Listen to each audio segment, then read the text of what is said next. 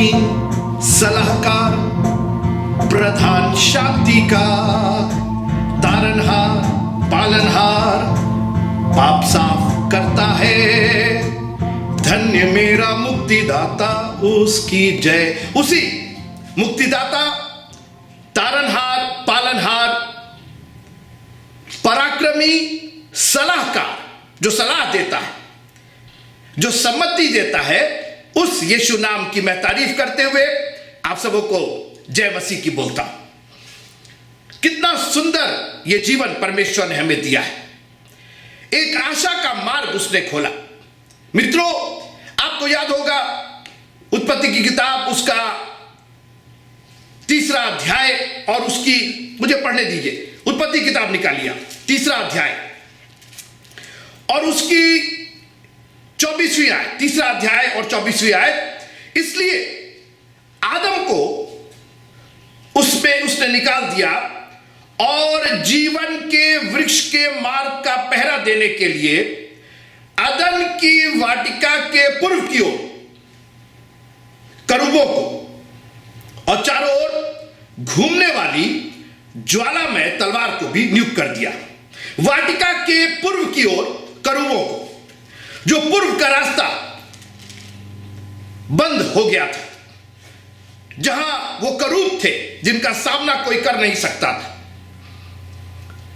उसी रास्ते को हमारे खुदावंद यीशु मसीह ने इस दुनिया में आकर के खोल दिया। मित्र, आपको याद होगा जब ज्योतिष राजा के पास पहुंचे तो उन्होंने कहा, हमने पूर्व में उसका एक तारा देखा है।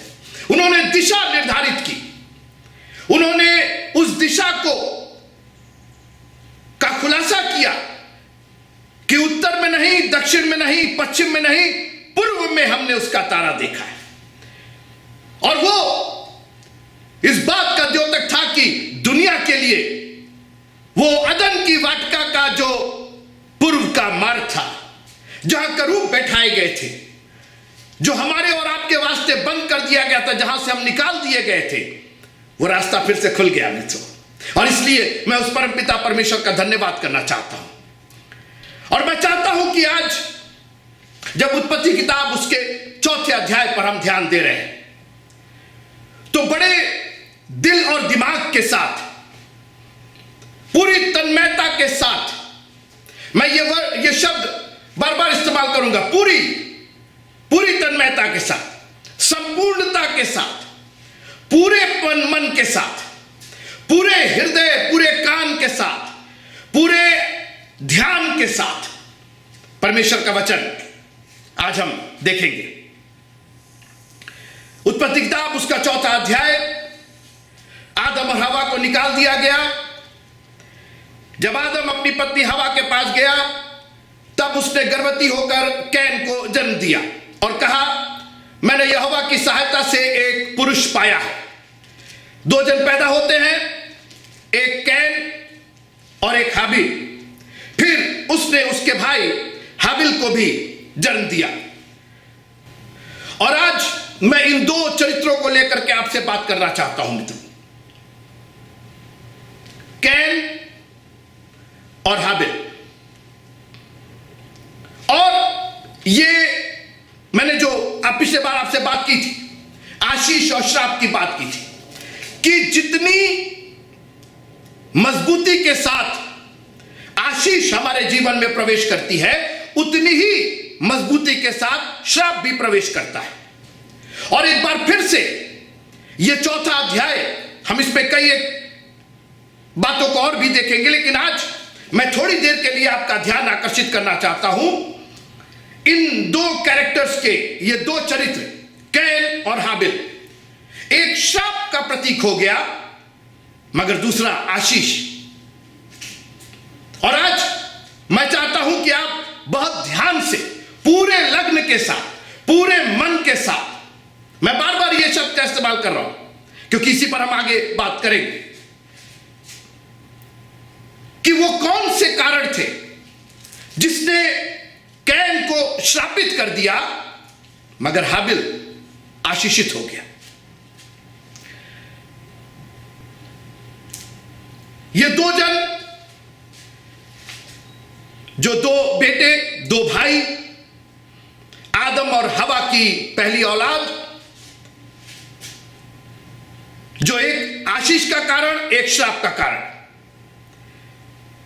और बहुत दोनों का जो चरित्र है वो बहुत ही इंटरेस्टिंग है, बहुत ही मजेदार है। इस पर थोड़ा हम गौर करेंगे। फिर उसने, उत्पत्ति किताब उसका 4वां अध्याय, उसकी 2री आयत, फिर उसने उसके भाई हाबिल को भी जन्म दिया। हाबिल भेड़ बकरियों का चरवाहा बन गया। अब देखिए, अब यहां से ये अपनी जिंदगी की शुरुआत कर रहे हैं। अब इनके सामने एक चॉइस है, एक चुनाव है।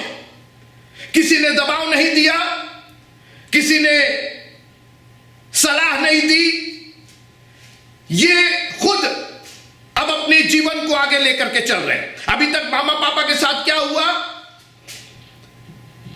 पूरी कहानी इनको मालूम, ये दोनों बेटों को ये पूरी कहानी मालूम, बागेदर में क्या हुआ। और इनके सामने एक पूरी चॉइस थी, एक चुनाव था। और मित्रों, परमेश्वर ने हमें भी चुनाव करने का पूरा पूरा पूरा अवसर दिया। जब हम गलत काम करने जाते हैं तो हमारा हाथ अकड़ नहीं जाता है। हम ऐसे ऐसे काम करते हैं और दिल खोल करके करते हैं, बगैर किसी डर और भय के करते हैं, इसलिए कि परमेश्वर ने हमें स्व निर्णय लेने की क्षमता दी है। और इसी को मैं आपसे आज विचार ये बांटना चाहता हूं कि क्या हम इस स्व इच्छा का नियंत्रण सही तरीके से कर रहे हैं। स्टीयरिंग आपके हाथ में है, गाड़ी आपके हाथ में है, साइकिल का हैंडल आपके हाथ में है। आप बखूबी गड्ढे में ले जा सकते हैं या सीधी सड़क पर चल करके अपने रास्ते जा करके अपनी मंजिल को प्राप्त कर सकते हैं। चॉइस आपका है। और इसलिए आज मैं एक एक जन से बात करना चाहता हूं, अपनी चॉइस अपनी जिंदगी में झांक के देखिएगा, क्योंकि आपका चुनाव, ध्यान से सुनिएगा, आपका आज का चुनाव ही कल का परिणाम पैदा करेगा। Your selection of today will determine the consequence of tomorrow. जो कल आने वाला है, जहां आप परिणाम की इच्छा कर रहे हैं, मेरी बात ध्यान से सुनिएगा, वो उस बात पर निर्भर करेगा कि आज आपने कौन सा चुनाव किया। कल की बात छोड़ दीजिए, कल तो आएगा ही, लेकिन वो कल आपके आज पर निर्भर करता है। और इसीलिए बाइबल कहती है कि यदि आज तुम उसकी आत्मा की आवाज को सुनो, आज आप क्या, किसकी आवाज सुन रहे हैं, आज आप कौन सा निर्णय ले रहे हैं, इसी पर आपका परिणाम निर्भर करता है। आज आपने अगर गेहूं बोया है आज, तो कल जो परिणाम होगा उसका, उस बीज का, वो गेहूं की फसल का परिणाम होगा। सुना आपने? आज का जो बीज बोया गया है, आज आपने गेहूं का बीज बोया है, कल टमाटर फलने की तमन्ना मत कीजिएगा, क्योंकि आपका बीज, आपके आज का चुनाव ही आपके कल का परिणाम होगा। Thank you Jesus. आप है मेरे साथ? प्रेज द लॉर्ड बोल दीजिएगा। और इसलिए ध्यान से देखो, निर्बुद्धियों की नाई नहीं लेकिन बुद्धिमानों के समान अपनी चाल चलो, क्योंकि दिन बुरे हैं। आज का दिन आपने किस तरीके से बिताया है, इसी पर कल का दिन निर्भर करेगा। आज आपका क्या निर्णय है। और आपको याद होगा, जब वो चोर जो यीशु मसीह के दाहिने था, उसने आज कहा कि जब तू अपनी बादशाहत में आना, अगर वो मर जाता चोर, कल का इंतजार करता, तो कल तो उसकी जिंदगी में था ही नहीं। इसलिए is there any way that we can be careful of today. हम कल की बात करते हैं, कल की बात सोचते हैं। अरे सोचना है तो आज ही सोचिए, कल तो अपने आप आ जाएगा आज की सोच की बदौलत। अगर आपको गेहूं की फसल चाहिए तो बीज आज बोना पड़ेगा। आपको टमाटर चाहिए तो टमाटर का बीज आज बोना पड़ेगा। बीज जब फल ला देगा तब आप उसको बैक नहीं कर सकते। एक बार गेहूं की फसल तैयार हो जाएगी तो आप उसको बैक नहीं कर सकते। आप उसको सरसों और मक्का नहीं बना सकते।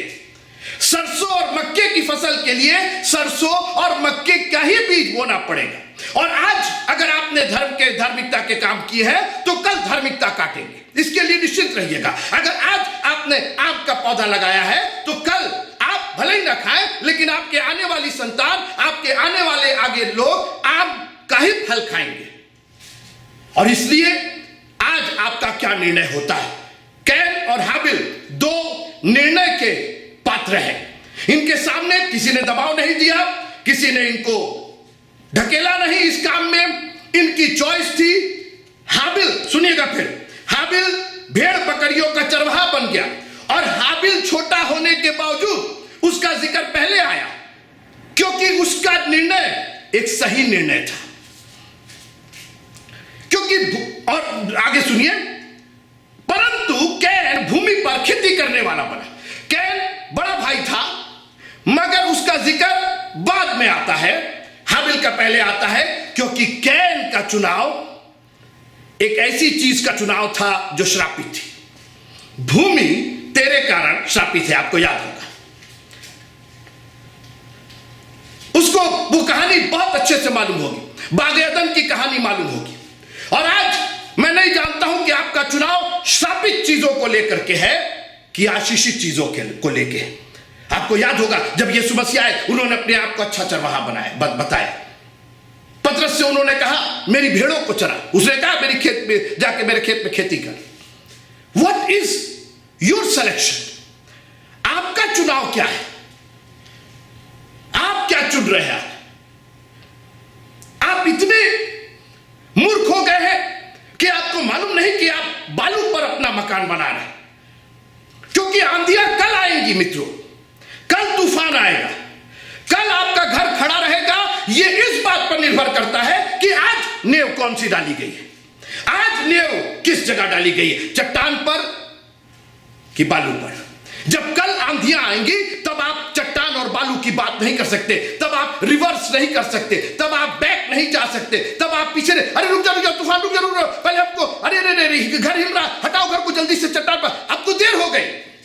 चट्टान पर तो उस समय बनना चाहिए था जब आपने मकान बनाने की शुरुआत की। और आज मैं नौजवानों को चैलेंज करना चाहता हूं, आपके सामने पूरी जिंदगी पड़ी है मित्रों। कल आप उम्र दराज होंगे, कल आपकी उम्र में एक दिन और बढ़ेगा, एक साल और बढ़ेगा। सवाल इस बात का है आज आपका क्या चुनाव है? मैं प्रभु का धन्यवाद करता हूं कि मुझे जब अपना करियर चुनना था, मैं एक स्कूल का अध्यापक जरूर था, लेकिन प्रभु ने मेरे दिमाग को खोला, मेरे दिल को खोला, मुझे एक चुनाव का समय दिया उसने। और मैंने कहा मैं प्रभु के पीछे चलूंगा। और मैं प्रभु का धन्यवाद करता हूं कि आज वो कॉलेज की नौकरी छोड़ करके मैं प्रभु का पूरी तरीके से काम कर रहा हूं। और प्रभु ने इतनी बरकतें दी हैं जिसका मैं बयान नहीं कर सकता। और सिर्फ इस दुनिया में नहीं, मुझे उस दुनिया में भी, आने वाले संसार में भी अपनी आशीषों का भरोसा है। मुझे मालूम है कि मेरा छुड़ाने वाला जिंदा है। मुझे मालूम है कि एक दिन मुझे कहां जाना है। आपका चुनाव क्या है? आप भेड़ बकरियों के रखवाले हैं कि श्रापित भूमि के, श्रापित चीजों की नौकरी के पीछे भागे जा रहे हैं? आज कोई माँ बाप अपने बच्चे को प्रभु की सेवा के लिए अर्पित नहीं करना चाहता। अरे बच्चा ये बन जा, बच्चा बनाइए बच्चे, कोई बात नहीं, लेकिन याद रखिएगा कल उसका परिणाम भुगतना पड़ेगा आपको। आप बोइए, जो बोना है आपको बोइए। जब आप बोते हैं ना, आप जब कड़वा दाना बोते हैं तो कड़वा भूमि नहीं कहते अरे खबरदार जो कोई हम मैं रिजेक्ट कर देंगे, हटा देना। आप बोइए ना, कल उगेगा ना तो कड़वा ही दाना उगेगा, कड़वी फसल उगेगी। इसलिए कई बार हम लोग ये सोचते हैं अरे प्रभु हमें रोक क्यों नहीं देता, अब हमें बिल्कुल वो ऐसा क्यों नहीं कर देता, हमको सकेती में क्यों नहीं डाल देता, हमको काम ही हमारा सफल नहीं होने देता। He has left you on your free will, आपकी इच्छा को उसने छोड़ दिया। अब कैन और हाबिल भेंटें लेकर के आ रहे हैं। मैं बस थोड़ी देर के लिए आपका ध्यान आकर्षित करूंगा एक छोटी सी चीज पर। सुनिएगा, कैन की भेंट ग्रहण नहीं की गई। आखिर में आगे जब आप पढ़ेंगे, कैन की भेंट ग्रहण नहीं की गई, हाबिल की गई। अब सवाल इस बात का है कि कैन की भेंट ग्रहण क्यों नहीं की गई? परमेश्वर ने इसका जवाब दिया। परमेश्वर ने कहा यदि तू भला करे तो तेरी भी सुनी जाएगी और तेरी भी भेंट ग्रहण की जाएगी। क्या भला नहीं किया था उसने? आइए पढ़ते हैं उत्पत्ति किताब उसका 4था अध्याय और उसकी 3री आयत। कुछ दिनों के पश्चात कैन यहोवा के पास भूमि की उपज में से कुछ भेंट ले आया। मैं आज इसी पर आपसे बात करके विदा लूंगा कि ये कुछ भेंट क्यों लाई गई। भेंट लाई गई समझ में आता है, ये शब्द कुछ क्यों लिखा हुआ है। और इसके विपरीत आगे के लाइन में 4था पद, और हाबिल भी अपनी भेड़ बकरियों के कई एक पहलौठे बच्चे भेंट चढ़ाने ले आए। मैं आज दोनों की तुलना करना चाहता हूं। एक कुछ लेकर के आता है और एक कई एक लेकर के आता है। एक कुछ जो सारी उपज थी उसमें से कुछ लेकर के आता है और इसी चीज ने उसकी भेंट को रिजेक्ट कर दिया और उसको श्रापित बना दिया। और आज सुबह मैं आपको चैलेंज करना चाहता हूं, what are you bringing to God. आप परमेश्वर के सामने क्या लेकर के आ रहे हैं? अपनी जिंदगी का कुछ भाग लेकर के आ रहे हैं या कई एक पहलौठे लेकर के आ रहे हैं? याद रखिएगा मित्रों, God wants all of us. हमारा पूरा संपूर्ण चाहता है। परमेश्वर के साथ दगाबाजी मत कीजिएगा, परमेश्वर के साथ हिस्सेदारी मत कीजिएगा, क्योंकि उसने आपके साथ संपूर्णता की बात की है।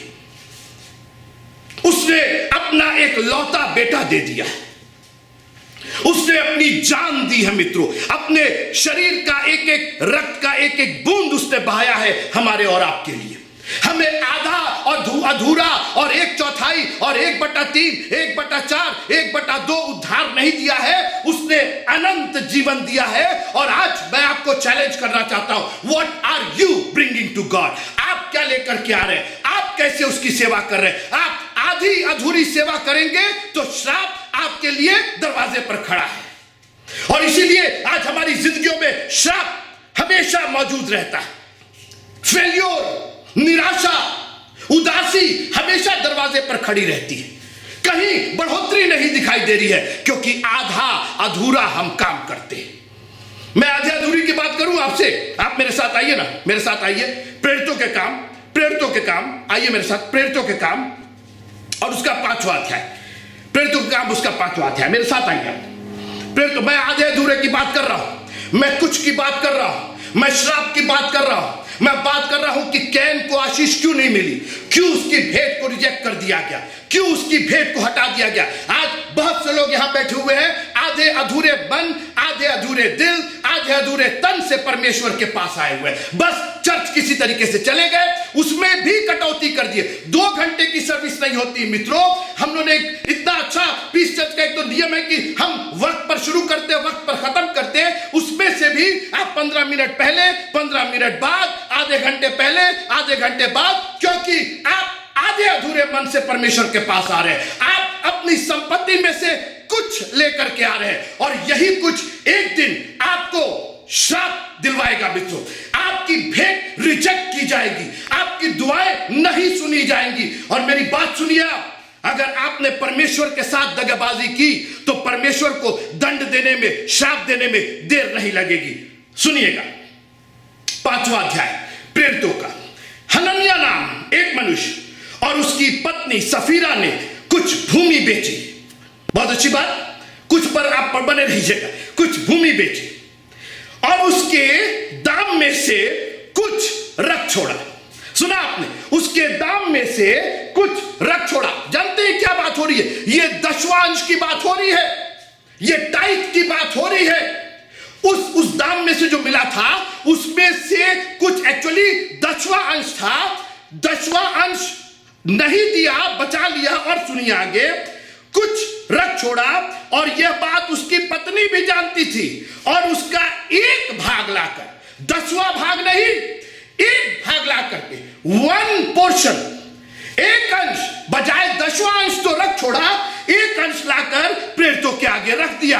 पतरस ने कहा, हे हनन्याह, शैतान ने तेरे मन में यह बात क्यों डाली कि तू पवित्र आत्मा से झूठ बोले। और आज मैं आपको चैलेंज करना चाहता हूं, मुझसे झूठ बोल लीजिएगा, बगल वाले से झूठ बोल लीजिएगा, अपनी वाइफ और अपने हस्बैंड, लेकिन खबरदार जो पवित्र आत्मा से आपने झूठ बोला और यहां आप परमेश्वर के सामने आए हैं। आप सोचते हैं परमेश्वर को नहीं मालूम कि आप 15 मिनट क्यों लेट हो गए, परमेश्वर को नहीं मालूम कि आप दशवांश क्यों नहीं देते। मित्रों, क्यों आप श्राप का कारण बनेंगे, क्यों कैन के परिवार में शामिल होंगे जब हाबिल मौजूद है वहां पर, आशीषों का स्रोत वहां मौजूद है। वो कई एक पैलौठे लेकर के आया, कुछ नहीं लेकर के आया। मित्रों और सुनिए, पतरस ने कहा, हे हनन्याह, शैतान ने तेरे मन में यह बात क्यों डाली कि तू पवित्र आत्मा से झूठ बोले और भूमि के दाम में से कुछ रख छोड़े।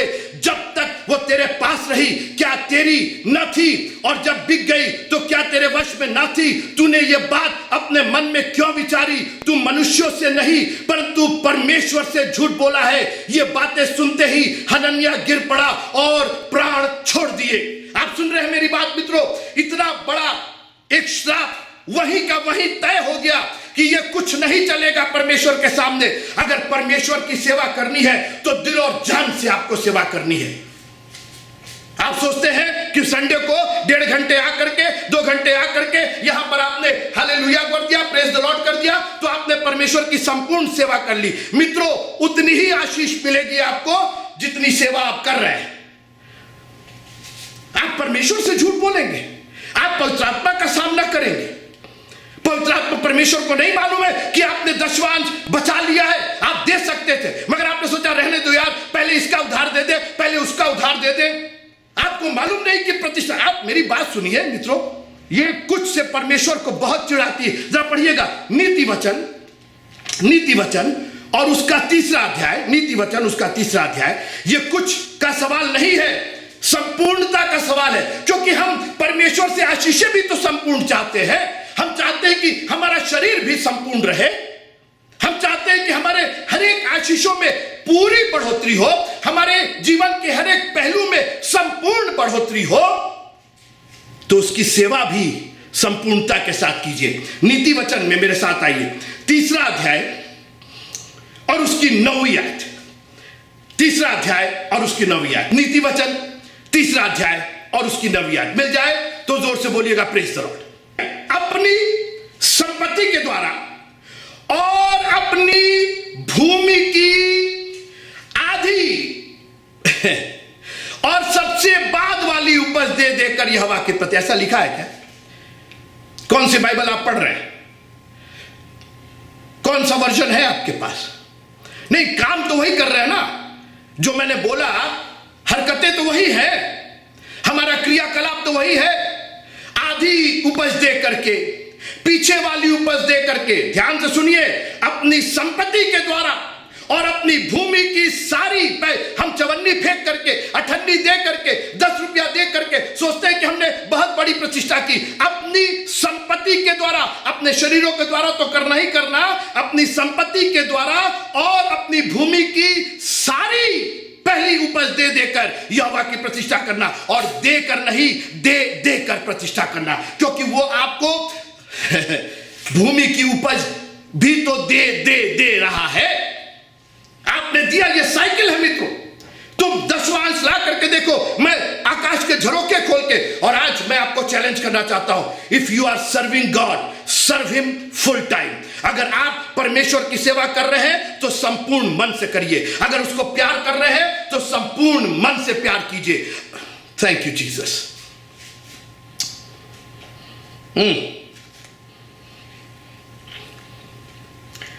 आपने हनन्याह और सफीरा का कांड सुना ना?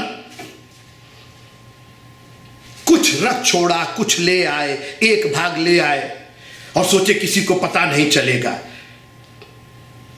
आपका परमेश्वर जो आकाश में है,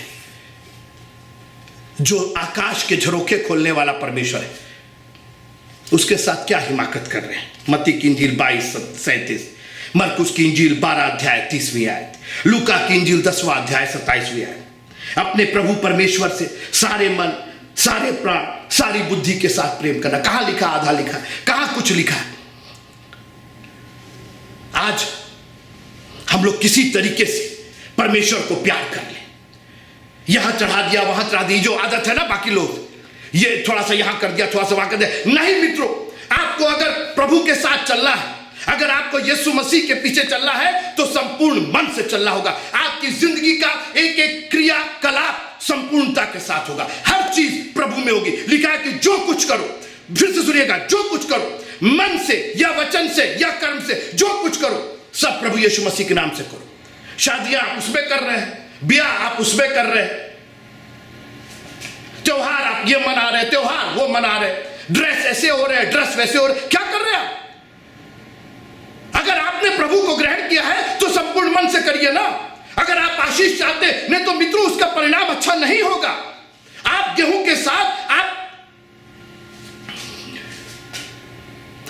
जहरीला बीज नहीं मिला सकते, कड़वा बीज नहीं मिला के बो सकते, क्योंकि क्या उगेगा मित्रों? जब फसल होगी तो आधा कड़वा आधा गेहूं वही पीस करके खा जाइएगा। कैन भूमि की उपज लेके आया। सबसे पहले तो एक श्रापित चीज की, दुनिया की चीजों, दुनिया की चीज हम प्रभु के पास ला रहे हैं और वो भी कुछ लेकर के आ रहे। सोचिए आप, एक तो ऐसे ही श्रापित भूमि, ऐसे ही श्रापित, हम अपनी नौकरियों का तनख्वाह का 10% देने में हमें दिक्कत हो जा रही है, और आशीषें हमको संपूर्ण चाहिए। का सवाल हमने 5 ही किए और नंबर हमको 10 सवाल का चाहिए। वाह भाई वाह, क्या बात। अगर आप चाहते हैं कि परमेश्वर हमको आशीषित करे और आप हमारी आशीषें परमेश्वर, लिखा है कि संपूर्ण मन से यहोवा पर भरोसा रखना। मैं पढ़ देता हूं नीति वचन उसका 3रा अध्याय, सुनिएगा। Thank you Jesus. 3रा अध्याय और 5वीं आयत, तू अपनी समझ का सहारा ना लेना, वरन संपूर्ण मन से यहोवा का भरोसा करना। सुना? आज आधा अधूरा अधूरा आधा कॉम्प्रोमाइज किए हुए, दुनिया को और परमेश्वर को मिलाए हुए बैठे हुए यहां दुनिया की सोच रहे हैं, दुनिया की सोच करके यहां आते। मित्रों, परमेश्वर के पास अगर आना है तो संपूर्ण मन से आना है। अगर उसको प्यार करना है, उसकी सेवा करनी, और इसीलिए मैं चर्च में जो लोग सेवा करते हैं मैं कहता हूं भैया अगर करना है तो संपूर्ण मन से करना है। मेरे को दिखाने के लिए, हम इंसान लिखा हुआ कि मनुष्यों को दिखाने के लिए नहीं, परमेश्वर को हाजिर और नाजिर जान करके। आज हमने मेन प्लीजर हो गए, हम आदमियों को खुश करने के लिए। कई बार हमारे यहां लोग काम करते, मैं उनसे कहता हूं मेरे को खुश मत कीजिए, मैं आ जाऊं तो आप काम करें। नहीं नहीं नहीं, मत कीजिए। अगर आप परमेश्वर की सेवा कर रहे हैं तो परमेश्वर पर भरोसा रख के, परमेश्वर का भय मानते हुए, सारे मन, सारे प्राण, सारे बुद्धि से उससे प्यार कीजिए। ये कुछ का काम नहीं चलेगा। If you want to follow Jesus, follow wholeheartedly. अगर आप परमेश्वर के पीछे चलना चाहते हैं तो दुनिया को टच करके, ठीक है दुनिया में है लेकिन दुनिया के नहीं है, दुनिया के काम करते हैं मगर हम हैं तो प्रभु के। Thank you Jesus. प्रभु को धन्यवाद दीजिए मित्रों कि ऐसा चेतावनी भरा वचन, बाइबल कहती जो बार बार डांटे जाने पर, देखिए डांट अच्छी नहीं लगती है। डांट कहां अच्छी लगती? डांट में तो बेइज्जती महसूस होती, डांट में तो लगता है हम ही बुरे, लेकिन बाइबल कहती है जो बार बार डांटे जाने पर, प्यार करने पर नहीं। आज हम चाहते हैं ना पादरी साहब खाली प्यार करते रहे, खाली अनुग्रह की बात करें, खाली प्यार की बात करें। बिल्कुल उस डांट में ही प्यार है मित्रों, उस चेतावनी में ही हमारी जिंदगी छिपी है, अनंत जीवन छिपा है। अगर ये चेतावनियां ना हो तो हम सब नाश और बर्बाद हो जाए। प्रभु का धन्यवाद कीजिए कि वो हमको एक बार नहीं बार बार डांटता है, मगर कहीं ऐसा ना हो कि बार बार डांटे जाने पर हम हट करें और अचानक नाश हो जाए। ये नाश जो है ना ये अचानक ही आएगा, कोई वार्निंग दे करके नहीं आएगा। इसकी चेतावनी उसी समय तक है जब तक आप सुन रहे हैं मित्रों। और आज सुबह मैं आपको उत्साहित करना चाहता हूं, ये कुछ छोड़ दीजिए, संपूर्ण मन से उसकी सेवा कीजिए। अपने पूरे मन, अपने पूरे प्राण, अपनी पूरी बुद्धि, अपनी पूरी संपत्ति, अपनी संपत्ति के, अपने उपज की पहली उपज दे दे दे दे। हर संडे देंगे, हर हफ्ते देंगे, हर महीने देंगे, हर दिन देंगे। प्रभु every second is yours lord, hallelujah. आपका है प्रभु जी, आपने ये जिंदगी दी है और ये पूरी जिंदगी आपके लिए इस्तेमाल की जाएगी। ठीक है, मैं बार बार कह रहा हूं, हम दुनिया में हैं, हम नौकरियां करते हैं, हम बिजनेस कर रहे हैं, मैं नहीं कह रहा हूं आप उसको बंद करके चले जाइए, मगर एट द सेम टाइम जब आप प्रभु के पास आइए तो संपूर्ण भरोसे के साथ आइए, पूरे विश्वास के साथ आइए, पूरे मन के साथ आइए और उसको अपना सर्वप्रथम जानिए। सबसे पहले उसको आदर और इज्जत मिलनी चाहिए। आपके जीवन के हर एक क्रियाकलाप, चाहे वो पैदाइश हो, चाहे वो मरण हो, चाहे शादी हो, चाहे ब्याह हो, चाहे वो त्योहार हो, चाहे आपके जीवन का, आपके दिनचर्या का स्टार्टिंग हो, की शुरुआत हो, आपके दिन की शुरुआत हो, आपके दिन का खत्म हो, यीशु मसीह के नाम से होना है। आशीषें तभी आपकी है, बरकतें तभी आपकी है, क्योंकि हमारा प्रभु आपको संपूर्ण आशीष देना चाहता है। यदि तू भला करे तो क्या तेरी भेंट ग्रहण नहीं की जाएगी? आज अगर भलाई आप करना चाहते हैं तो एक काम कीजिए, संपूर्ण मन से जो भी करिए प्रभु के लिए दिल और जान से करिए, ना मुझे दिखाने के लिए, ना बगल वाले को दिखाने के लिए, ना इसको दिखाने के लिए, दिल और जान से करिए। और जहां अगर आप कम हो जाते, जहां फेल हो जाते, प्रभु आपको माफ करने को तैयार है। मैं आपसे आगे कह के खत्म करना चाहता हूं। कैन की भेंट ग्रहण नहीं की गई क्योंकि वो कुछ लेकर के आए थे, और वहीं पर हाबिल की भेंट ग्रहण की गई क्योंकि वो कई एक पैलौठे लेकर के आया था। बजाय उस मार्ग को छोड़ करके, जो गलती उसने किया था उसको छोड़ करके और सुधार करे, ये गुस्सा हो गए, क्रोधित हो गए। और आज हम परमेश्वर से क्रोधित हो जाते हैं। बहाना चर्च का होता है, बहाना पास्टर साहब का होता है, बहाना चर्च के लोगों का होता है, उनकी वजह से नहीं आते, उनकी वजह से नहीं आते, वो ऐसा करते हैं। हम दुनिया के लोगों को बहाना करते हैं। एक्चुअली आप पवित्र आत्मा का सामना कर रहे हैं, आप परमेश्वर का सामना कर रहे हैं। आप किसी के कंधे का सहारा ले लीजिए, वो बात अलग है, लेकिन आप, क्योंकि आशीषें तो परमेश्वर से आ रही है ना, कोई इंसान थोड़ी आपको आशीष दे रहा है। इसकी वजह से हम चर्च नहीं आते, उसकी वजह से हम चर्च नहीं आते, हमारा इससे नहीं पड़ता, हमारा उससे फॉरगेट इट।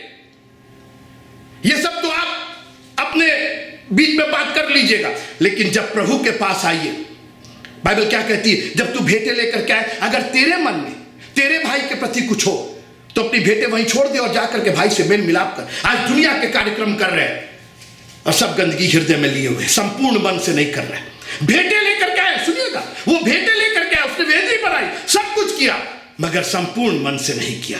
आधे अधूरे मन से कॉम्प्रोमाइज किया। अरे थोड़ा सा वहां दे दे, थोड़ा सा वहां दे दे। जब आप चर्च आए तो प्रभु के सामने संपूर्ण मन से आइए, दिल से आइए और कहिए, प्रभु संडे तेरा, सोचिए एक दिन आपको मिलता है, ये संपूर्ण दिन परमेश्वर का होना चाहिए। ये पूरा दिन परमेश्वर की सेवा के लिए, परमेश्वर के वचन को पढ़ने, परमेश्वर की स्तुति और आराधना होने के, उसमें भी जो 2 घंटा निर्धारित किया गया है उसमें से भी हम काटा छाटी करते रहते हैं। कुछ लेकर के चले आए, थोड़ा सा समय बस देख आए और कुर्सियां गर्म किए चले गए।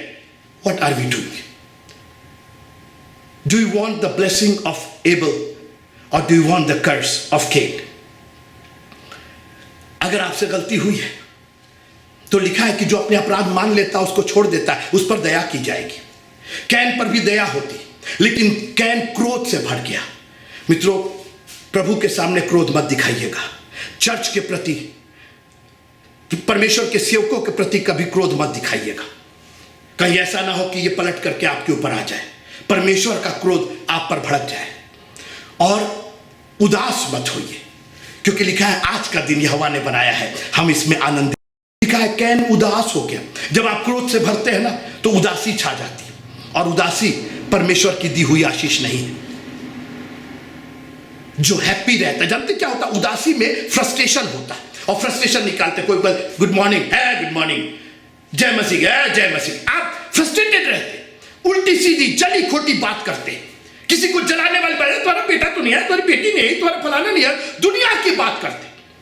अरे तुम तो ये पहने, तुम तो वो पहनी, तो वी आर फ्रस्ट्रेटेड, क्योंकि हम तो कुछ लेकर के आए। जब आप संपूर्ण मन से प्रभु के पास आते, संपूर्ण मन से उस पर भरोसा रखते, तो आशीषें भी संपूर्ण आती। प्रभु आप सबको बहुत आशीष दे मित्रों, यही मेरी दुआ है। और मैं चाहता हूं कि इस मैसेज को सुनने वाला सब कोई संपूर्ण मन से यहोवा पर भरोसा रखे। अपनी संपत्ति के द्वारा, कभी दे दिया, कभी नहीं दिया, चर्च में एक बार दे दिया तो बहुत खुश, कह रहे हमने तो बहुत दे दिया है। अपने भूमि की सारी पहली उपज दे देकर यहोवा की प्रतिष्ठा करना। आप यहोवा की प्रतिष्ठा करेंगे तो क्या आप सोचते हैं वो आपकी प्रतिष्ठा नहीं करेगा? Thank you Jesus. उसकी प्रतिष्ठा, उसकी ग्लोरी कीजिए, उसकी महिमा कीजिए मित्रों, और उसकी महिमा एक ही तरीके से होगी, संपूर्णता के साथ। सब कुछ मैं देता हूं। प्रभु आप सबको बड़ी आशीष